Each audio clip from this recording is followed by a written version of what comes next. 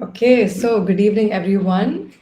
I'm Nikita Deepak, and on behalf of the IMA CRI student chapter, I am thrilled to welcome you all to day 5 of SAAT 2025, the Strategic Alumni and Achievers Think Tank. So, everyone who's joining us for the first time, let me bring you up to speed a little bit. So, SAAT is more than just an acronym, it means together in Hindi. And that reflects the spirit of this series that we brought together. So, this year we're celebrating 7 years of the BCom Strategic Finance program and seven batches, 7 evenings of conversations, and seven essential career skills, all beginning on the 7th of July. And I mean, at this point in the series, we've already learned how to pitch ourselves, pursue what matters, prepare for the big four. But today's session is it's going to hit different for you guys because I mean, a lot of us we've stayed up wondering whether how do we crack cat, how do we make it into an IIM? Does it mean we're giving up on our social life, our sanity, our sleep schedule, various things like this? And I mean, we brought somebody really special who's proof that balance isn't a myth, it's a mindset, right? So we're going to be talking about how do you get into IIM without burning out today. And now, coming to our speaker for the evening, our really special guest. I mean, to introduce him, it might take me more than just a minute because his achievements do not fit into a single line. I mean, all of us know that. So let me give it a shot. I welcome Arnav Bhati. I am Cori Code PGP 27. I really hope I pronounced the name right of the place. Yeah, so he's someone who's pretty much cracked the code on doing it all and still saying sane, I really hope. He's CMA USA. I am a gold medalist, student scholar, best outgoing student 2025, exceptional student awardee, academic excellence awardee, all of that and more, and also casually part of the University Student Council representing over 40,000 students. So, I mean, Arnav's the guy who's done the assignments, the applications, he's given us the knowledge and also he's lived through that grind. And today, he's here to walk us through what it really took him to not just get into an IIM, but also to get there without losing yourself in the process, right? So, if you've ever asked, is it even possible to aim high, not lose myself and my mind in the process? This session today is exactly for you. So, let's give it up for our speaker tonight, Arnav Bhati. Please tell us a little bit about yourself. Am I audible? Okay, thank you, Nikita. So, hello everyone. I'm Arnav, presently pursuing a master's, graduated from Christ University, Strategic Finance Honors. And as you can see, still in formals, the Christ effect. Just got done with the classes. And super excited to be back to my alma mater to contribute, to share my experience. Looking forward to have a conversation with you over the duration of the session, not just around my journey, but everything which goes inside and beyond it. That's amazing, Arnav. Thank you so much. And what you said about the formals, it's really true.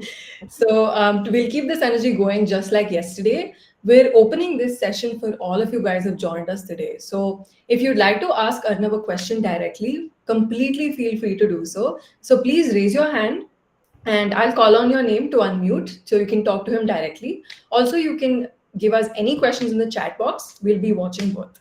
So while you guys take a moment to gather your thoughts, get us some questions. Okay, we already have a question.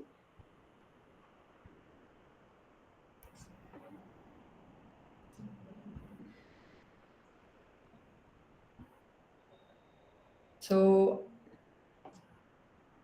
we'll be moving on to okay. So we'll be waiting off for a few more questions. I'll start off with a question that we already received during our registrations. So can we just start off with your story? I mean, how did a typical day in your prep journey look like, especially during the uncertain phases where, I mean, there's everything, right? CAT, college, placements. I mean, how did it feel when everything was happening at once? Okay, so basically the answer lies in the question itself, uncertain. Uh, okay, just to share something, can I share my screen? Sure, of course. Yep. Yeah. So basically, I'll share something. It's not true. Do not rely on that. But I'll just show a glimpse. And window.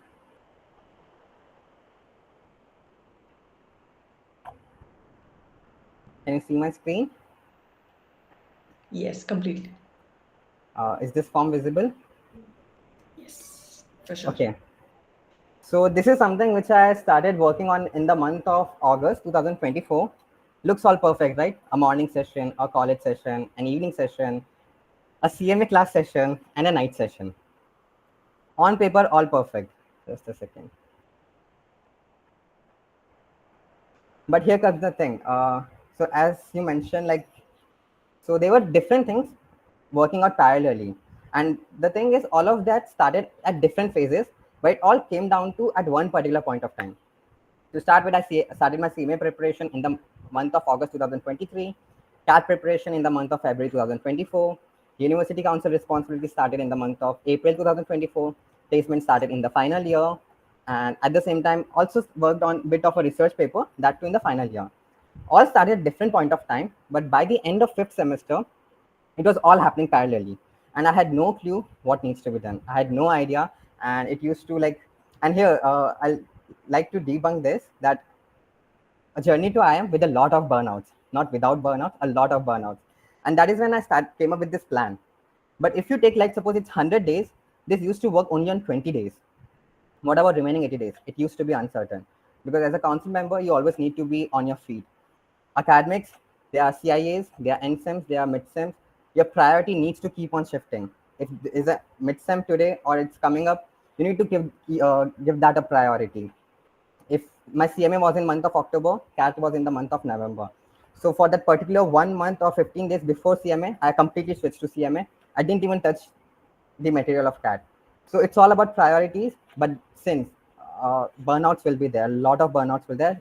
I'll say in my fifth semester, every third week or fourth week, I used to experience this. So it's not easy. But what kept me going throughout this journey is, and something I would like to share with you all, know your why. Why do you want to do it? It will happen. Be clear with your why. This is something which will motivate you, and in your lows, your motivation is something which will keep you going. Before starting anything, know why do you want to do it. For me, I know why do I want to CMA. For me, I knew why I want to do CAD. For me, I knew why I want to equally focus on my academics as well, because this is something which I had something in the back of my mind that it will help me in my interview as well, which it eventually did, which we can discuss at a later stage. Know your why, and that will keep you going. Maybe easy for me to say this, being here on the other side, but trust me, it works. It really works. Okay, honestly, I mean, I related to that a lot, talking about burnouts, not even just applying, I think, for your next step in life, but while being a student at Christ itself, the organization's chart that you showed, honestly, that's a great tip for everybody, including me. So that's honestly such amazing advice. Coming to the first participant, I mean, in the meeting, who actually raised his hand, can you please, you have the option to unmute and ask Arnav the question.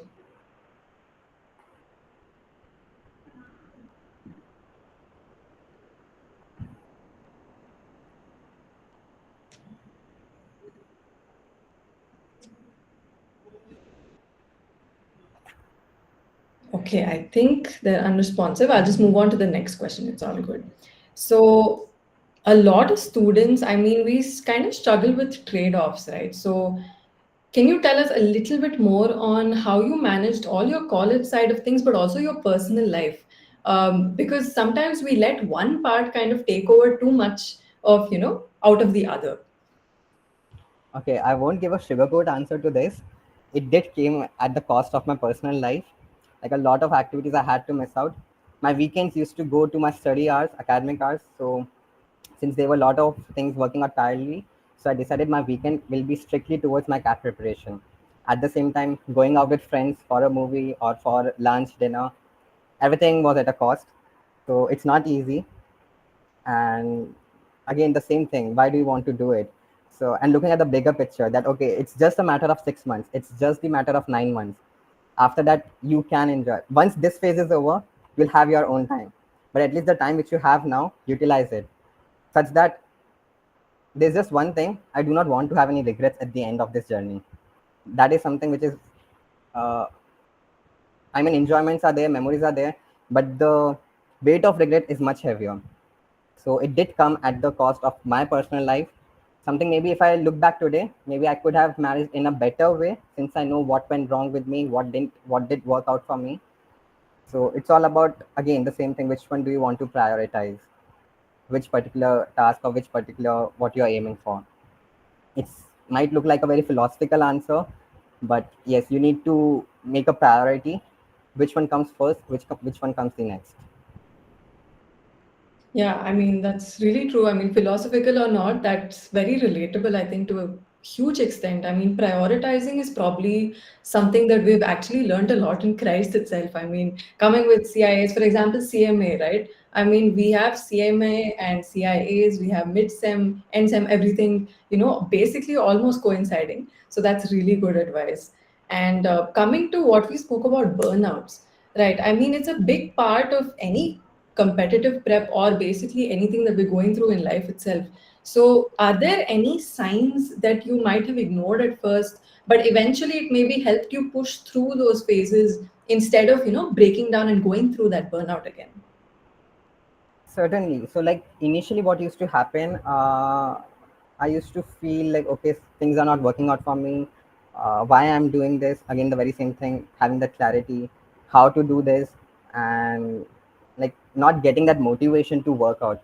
So that was initially, I didn't look at it much. That okay, maybe just a phase of time. But sooner or later, when I used to talk to my parents, a few of my friends as well, I realized that okay, signs of burnout, as in I'm experiencing it. Like I used to have red eyes, my dark circles were there. I used to like feel sleepy during the classes. Just used to doze off, and even I used to miss out my breakfast and lunches at times. Something you should take care of. And after coming here in IIM, I'm taking care of a lot. That okay, breakfast, lunch, dinner is something I'm not missing out. So these were a few things I started realizing. So first thing you need to do is you need to acknowledge that yes, burnout is there. You're experiencing it. Do not ignore it, because otherwise it will just carry forward. And what all I used to do is that at that particular phases, I'm still grateful enough my, for my parents, for my friends, and specifically mentioning my roommate. They were there to support. And whenever I used to have this kind of experiences, I used to take a pause, take a break, take a break. Keep all things aside. Everything can take time, but your health is first. Rest all come after that.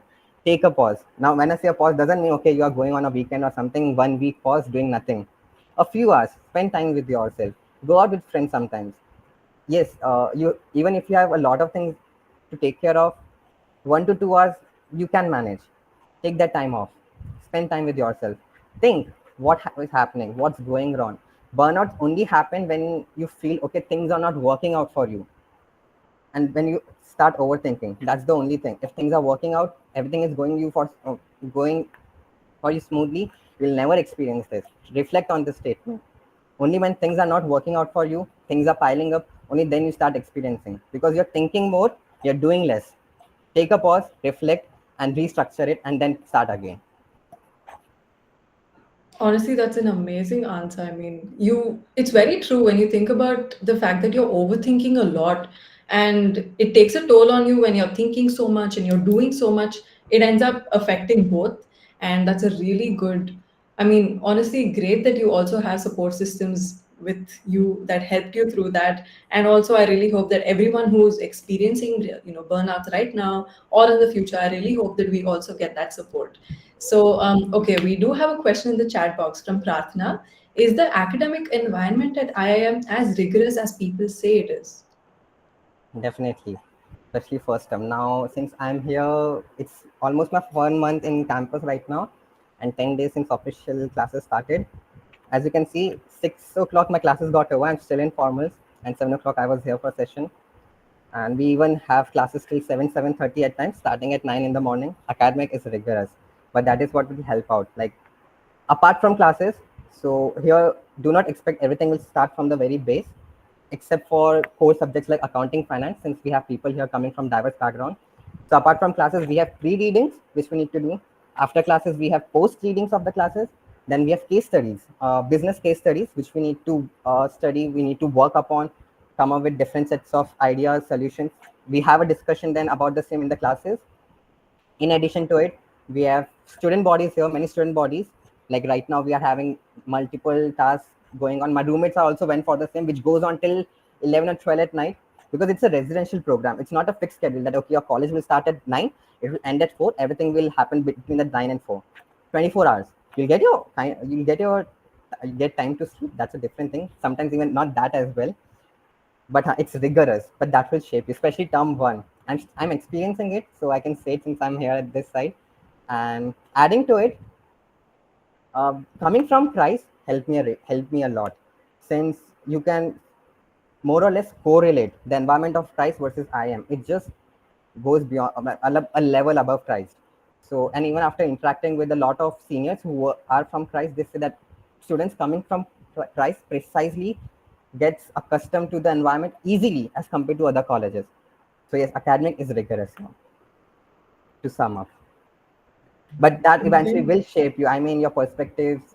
Sorry, just I just cut you off. No, no, that's all good. It's all good. But that is something which will expand your knowledge of horizon. The classroom discussions which we have in the classes.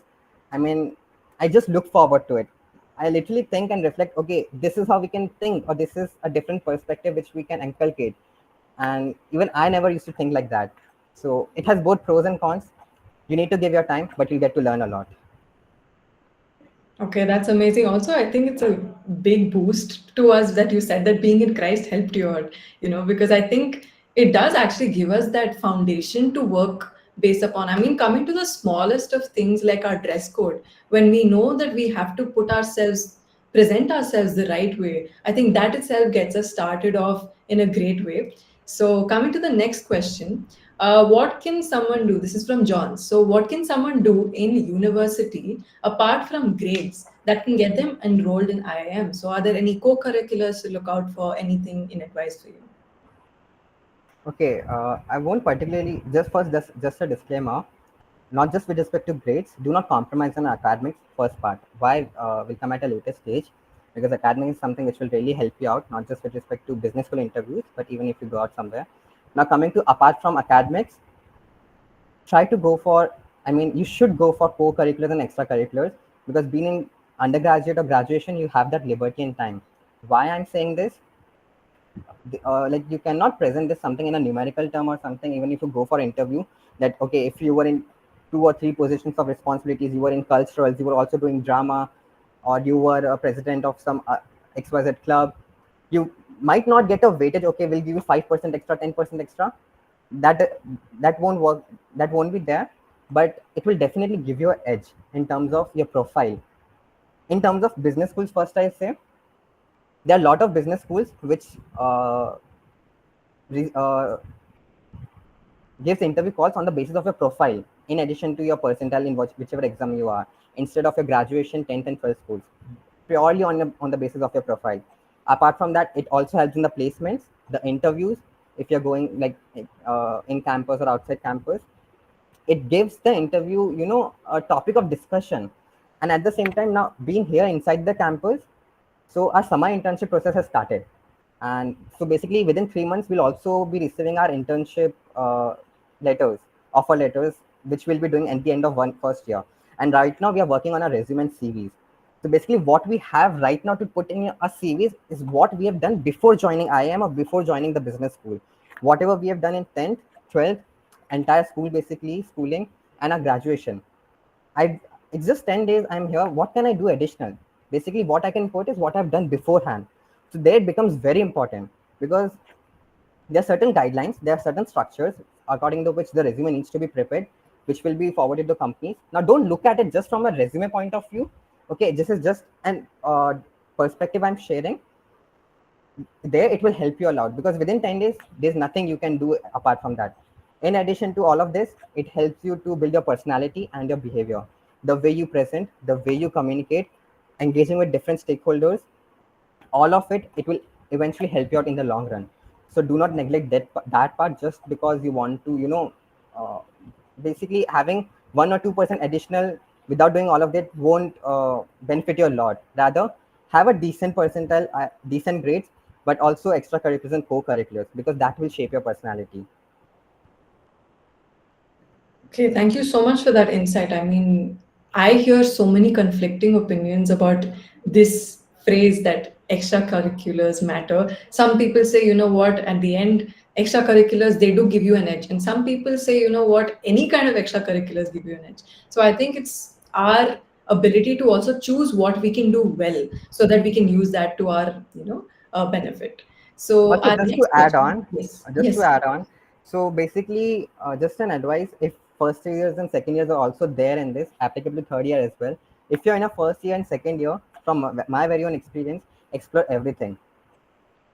If I believe majority of the audience is for Christ itself, what Christ offers you, explore everything. The first 2 years is yours. Final year, you'll have n number of things to look into in terms of your career prospect, your higher studies.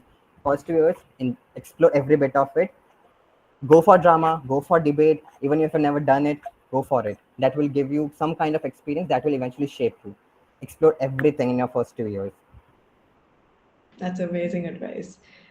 So coming on to the next question, this is also through the chat box. So I've heard about 99 percentilers not getting into ABC IIMs. Is there anything more we need to add to our portfolio? Okay, so there's this one clause, like if you're coming from the engineering background, your 99.5 isn't sufficient for you, sometimes even 99.6. So this is mostly with the case of like if you are an engineer, a general candidate and a male, 99.5 even won't be sufficient for you. But yes, so yes, there are cases when even with 99 people do not get into. But like suppose if you're someone with commerce background or some other background, basically non-engineering background, that's not the case ideally. Only if suppose you are not meeting the minimum criteria, let's having 60% or 50% in your 10th or 12th, because that's the minimum eligibility criteria. And apart from that, should be good to go. Don't focus too much. Okay, 99, will I get a call or not? If you're someone preparing for CAT, don't focus on that. As of now, until the day of exam, just focus how can I maximize my score or maximize my percentile. Just focus on that, and not the fact whether I'll get a call on 99 or not, or which IIM or which business school will give me a call on 99, 98, 97. Don't focus on that. That's something which you think or look into after your exam, once you're done with the exam. Before that, no need to. That's great. I really hope that answered your question. Next question from the chat box again from Anna is, how important do you think having a certification or course like CMA is, and how did it help for you to get in? Okay, now this is something very interesting to me. So my CMA, since I've done CMA, so I'll bit of a relate to that. So to talk about a few of my interview experiences, not in detail. So my IIM core interview, it was totally around the core concepts, the concepts which I learned in my CMA part two, to be very precise. Okay, entirely around that. Though they didn't look into that whether I've done my CMA or not, they just went through it. Okay, I've done a certification or something. But the concept which they tested from the very starting itself, not even my introduction, they started directly jumped on the concept, all of were from my CMA part two. Something of which we also studied in my final semester, since I had finance and investment qualification. At the same time, since you are right after graduation, I've seen a lot of my batchmates here as well at IIM, that they have just done a BCom or BCom honors. It certainly gives an edge. Certainly gives an edge. Not saying that okay, definitely it will help you out, but certainly it gives you an edge, in not just in terms of an opportunity, but also in terms of your knowledge. Since I was thorough with all my concepts, not just IIM Kozhikode interview, even IIM Mumbai and IIM Lucknow interview, they were all around these concepts. And since I was thorough with it, it was, I won't say a cakewalk, but it was on an easy end for me since I'm already thorough with those. Because this deep dive into the concepts, they literally test you to the core, because you're also competing with someone coming from a work experience background. You need to justify why you need to be there or why they should choose that. So that is where it's really helped me. Okay, that's amazing. And I think it really will help. I think one more thing is everybody's journey is really subjective. I think how we use all these certain, some people will say they're objects, some people will say they're things that they have to overcome. Because a lot of people, I mean, talking from my own experience, I was very intimidated from, giving competitive exams. And for example, an exam like CMA. And I think going through that process of studying and really putting in time and effort into sorting out how I'm going through that, I think that really helped me a lot. So that was very Also, relatable. just to add on, like since I've said that, some another aspect of this as well. Now, since I mentioned that doesn't mean that you need to have a certification. As I said, there are a lot of my batchmates who have just done BCom honors. We are at the same age. We are at the same campus. So that doesn't mean you need to have a certification. If you're interested to a particular field or a particular domain or a particular area of interest, certainly you can pursue. Otherwise, no restriction. I mean, there's no that you need to have it. I mean, it just give you an add-on, a edge. That's all.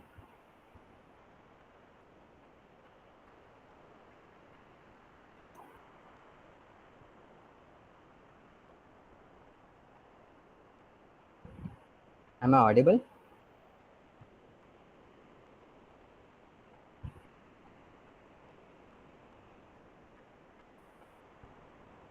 Yes, am I audible? I Yes. think we had a few network issues from my end. Yes. Okay, that's great. Next question is from the chat box again. I've heard a lot of people say that job experience is really important for getting into IIM. What would you say? I'm sorry, I lost your voice. Can you come up again? Yes. Am I audible now? Okay. So the question is, I've heard a lot of people say that job experience is important for getting into IIM. What would Okay, you I was say? expecting this particular question. So honestly speaking, I'm not the right person to answer this. Reason being, I graduated hardly 2 months ago, had my convocation a month ago, and I've just entered the ecosystem. So whether you should, you know, go for your masters right after graduation or after work experience, I'm not the right person because even I need to look into certain things. But just to give you a few insights, so in my batch, the age of my batch varies from 20 years to 29 years. Even I am just 21. I turned 21 today. So, huh. And the average age of my batch is 24. So basically, even I'm 3 years before the average age of my batch. There are people coming with directly. There are approximately 140 to 150 students without any work experience, and there are also people coming with 5 to 6 years of work experience. So these are just a few of the insights. But answering your question whether you should have a work experience or not, something even I need to look into. And maybe at a later stage after a year, I can answer this. But at present, I cannot answer this precisely. Okay, if I heard that right, you said you turned 21 Yes. today. Okay, first of all, happy birthday. I hope you have a great day, a great year ahead. Thank you. And we'll move on to the next question. So, Ankush asks if, okay, how did you strategize your mocks cat papers and how was your actual score compared to your mocks? Okay, so first answering my actual scores. So I gave around 10 to 12 mocks, but at the same time, from 20 to 25 to 30 sectionals. So I gave sectionals more as compared to mocks, which is again, I will not suggest something, somehow it worked out for me. So in my sectionals, I always used to score between 40 to 45, which is a decent for one sectional. But when it comes to mocks, means you are having all three sections together, my score never went above 45, to be very honest. Only once it went above 50. But on the day of my exam, it surpassed 70 plus. So, which highlights CAT is a very uncertain exam and you can turn the tides even on your D day. So this is how my mock journey was, and I was very, anxious that okay, mocks hardly I'm touching 50. How will the D-Day turn out? Eventually, I kept my composure. I turned out well. Now coming to strategizing mocks. So initially, when I started giving mocks, uh, was barely touching I guess 15 or 20 of score. So because I do not know how to attempt it, so here comes another important thing, which I believe often people miss out, and I love to highlight it because I've experienced this, and then I realized, okay, this is how we can actually go forward with it. So if you see a normal CAT paper consists of 64 to 66 questions, varies on year to year, and you don't need to solve all 66. Even if you solve 40% of paper, that is 27 questions, not even 50%, just 27 questions out of 66 based on CAT 2024, you are easily surpassing 97, 98 percentile. That's the thing. So basically, instead of targeting all the questions, what I used to do is over a period of time, I realized that, okay, so it also varies from section to section. So one thing I used to ensure is I'm going through all the questions at least once, such that I do not miss out on an easy question. Even if that question is the last one, I used to go through all the questions and used to have a round strategy. Round one, round two, and round three. Something which I also followed during my CMA exams. So I used to go through all the questions. In my round one, I used to attempt all the questions which I knew I'll solve within a minute or two. And round two questions, I used to flag it that okay, I can solve this, but I can, it will take me 3 to 4 minutes or 5 minutes. And round three, something I don't know, I leave. I won't even touch those questions. Maybe if I have time, I'll do that. So this is how I started strategizing it. And across all my sections, be it VRC, LRDI, quants, I used to first go through all the questions. That okay, easy questions I need to get through all of them. At least I'm not missing on the easy ones. Because even if I talk about, let's suppose quant sections which we take, there are 24 questions. You'll easily found 10 to 12 easy questions. I mean, if even 11th or 12th grade students, if you do give that, he or she can do it. So target those easy questions. Every paper will have it, every paper. And then there are other 12 which will consist of medium or hard level of difficulty. But this is how I used to do. It's very subjective in nature. May work out for you, may not work out for you.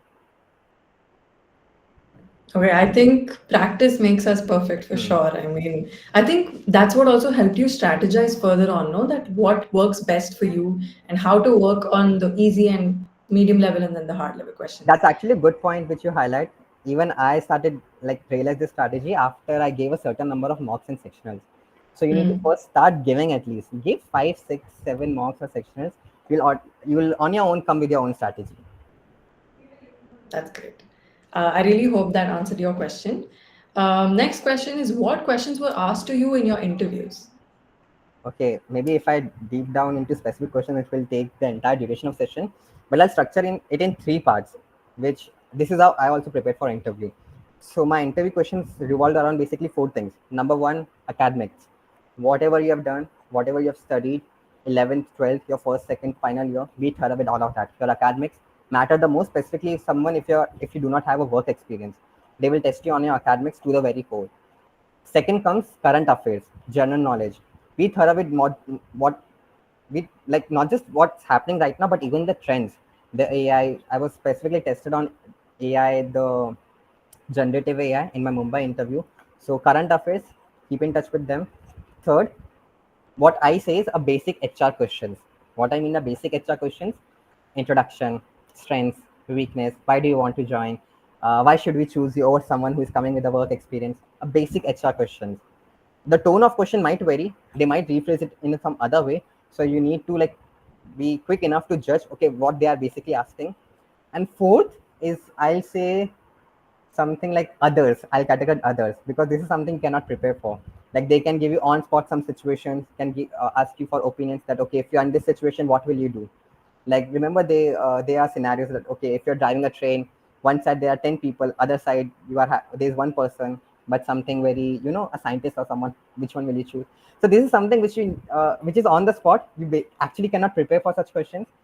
So this is how the four segments, and this is around these four particular segments only my all interviews used to revolve around. So be thorough with these four segments. And if you want specifics, maybe we can get in touch personally. Okay, I think something that I might have maybe noticed in the questions that they might ask you is probably they're also trying to find out what kind of a person you are, with also finding out what your knowledge is about certain things, right? Because I mean, that's, I think, a really good thing that you mentioned. Next question is from Anna. How important do you think GPA for IIM is other than minimum eligibility? GPA, as in you mean CGPA at Price undergraduate? Best, for sure. Okay. So in most of the business schools, apart from the ones who take admission on profile basis, as I mentioned in the earlier, and others, they keep a minimum, criteria. Okay, out of 100% of total score, they'll give 5% or 10% to your undergraduate score. So this is there, and at the same time, a minimum criteria to 10th grade and 12th grade. Now, this is something which we can debate. Okay, why do they are emphasizing so much on past grades or past academics?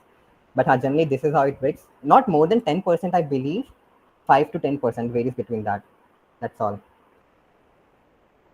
So it Okay. does matter, but not a great extent. I mean, if you have a great profile, a good percentile, and all I can say is try to max. If you are preparing for any competitive exam, be school, maximize your CAT percentile. That will compensate for everything.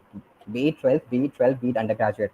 If that's not up to the mark, or you think it's not great enough, maximize your CAT percentile. That will compensate for everything. Okay, I really hope that answers your question, Anna.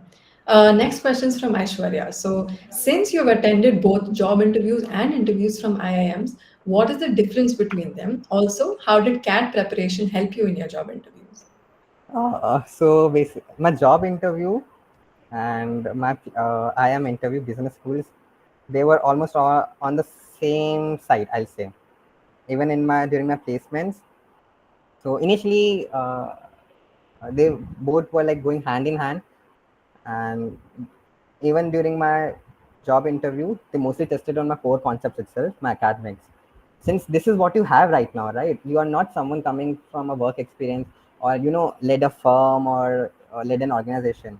All you have right now in your hand is what you have done in your high school and what you have done in uh, graduation, that is academics, and a few extracurriculars and co-curriculars as well. So my entire interview used to revolve around my academics, testing on my concepts, my extracurriculars, my co-curriculars, okay, leadership responsibilities, that's all. So since we do not have any work experience, or I didn't had any work experience, so almost same thing. It's not like much of a difference. Okay, that's great. Coming to the last question. So, Lehri asks, is it advisable to only prepare for CAT, aiming for IIMs, and not sit for placements? I won't advise that. At the same time, reason being, and at the same time, I also like to mention, okay, I'll answer this in the end. So I won't advise this reason being because even I was someone, though I was very clear why I want to do CAT. CAT was my priority over placements, but at the same time, I was also aiming for placements as a backup option. Reason being, CAT is a very uncertain exam. Even if you're someone scoring very high in your mocks, prepared very well, even thorough with all the concepts, every topic, every particular topic, you never know what will happen with you on D-Day. There's a high chance that okay, you might fall into pressure, or the level of difficulty, or you time pressure, you fall to time pressure. So do not just stuck to one thing. Placements anyways go hand in hand. Do go for it, and I won't recommend it just getting stuck to one thing. This is what I followed. Again, you might have some other interpretation, or might have your own way, but placements having as a backup is a good option. Reason being, because even if you're not able to clear CAT or any competitive exam, you can go for employment or work experience. Again, prepare for 1 year and come back again. Reason being, uh, almost all business schools give a certain amount of weightage between 10 to 20% to work experience as well. So in that way, they can help you out, and at the same time there won't be any gap year in your resume as well. Now, even though it doesn't matter to great extent having a gap year, but still having a work experience is much better, since you'll get some additional weightage of additional point of that as well. And now answering just one more aspect to that, since you're particularly like mentioning cat and all, I say also do not get just stick to cat as well, or IM tag as well. Reason being, there are just 21 IMs in the country, and if you go and research, not all IMs at the same level. Something which we can debate. Another aspect, but a certain IMs didn't even have their own infrastructure up till a few years ago. At the same time, there are other business schools which are non-IIMs like FMS New Delhi, SPJ in Mumbai, XLRI, very great in HR, even competes with top IIMs, and MDI Gurgaon, IIT Delhi, IIT Bombay. Do keep a check. IFT Delhi, something which I was very looking forward to. Do keep a check on these as well. These are great institutions. Do not get just stick to the tag of IIM. It won't help you out. And do not also just get stick to the CAT, only CAT. There are other exams as well, like ZAT for XLRI, and then they snap. Research about it. Do not just stick to one particular thing. Research about everything and then take a call. Okay, I really hope that answered your question. So, unfortunately, due to time constraints, we'll be moving on to closing. So, Anna, we'll definitely get your questions answered and we'll let you know for sure. So, first off, one very last question, Arnav. If you had to leave us with one line of advice, what would it be? One line of advice. I really something I stated in the very beginning itself. Know your why. Again, I know I'm repeating the very same thing. Know your why you want to do it, and be very clear. Be very clear with now. It's not something which may be very easy for me being here on the other side. Be very clear with why you want to do it, because there will at times you face burnout, you'll face low, experience a low moment, but that's when you need to remind yourself why you started at the first place. and that will get you going, and that will bring consistency. Consistency is always above motivation. Know your why you want to do it. And also one more thing, remember there is always someone looking up to your at your back, your parents. uh, just think about them, that if you started something and if you end up doing, what impact or how will they feel. Not so, apart from your own self, your parents as well, just think about them, what they have been doing for you over the years, and you'll get going. These, but you asked for one, I said two, but on these two things, why you want to do it and your parents, think about them. I mean, according to me, two is better than one, so that's amazing. So, with that note, so before we actually wrap up today's session, I actually take a moment to express our heartfelt gratitude. So, a big thank you to the Department of Commerce, Christ University, for their unwavering support, encouragement, and belief in student-led initiatives like SAAT.